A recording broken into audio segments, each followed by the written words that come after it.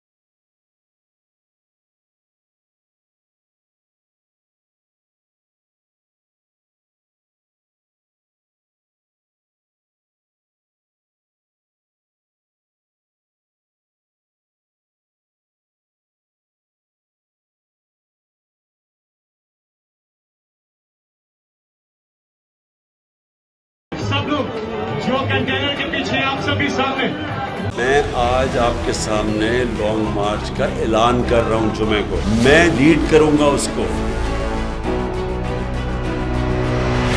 कप्तान का हकीकी आजादी मार्च। इन्होंने कंटेनर रखे तो हटा दोगे।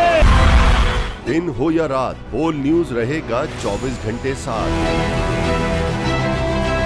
सबसे बड़ी टीम, सबसे मोतबर पैनलिस्ट के साथ, सबसे बड़ी कवरेज। देखिए पाकिस्तान की सबसे बड़ी नशरियात सिर्फ बोल न्यूज पर। अपनी लॉन्ग मार्च की वीडियोस हमें इस नंबर पर भेजें। सबसे ज्यादा व्यूज, सबसे ज्यादा रील्स और सबसे ज्यादा रेटिंग के साथ बोल अब भी नंबर 1 पोजीशन पर बरकरार। सब्सक्राइब करें और बेल दबाएं ताकि कोई खबर रह न जाए।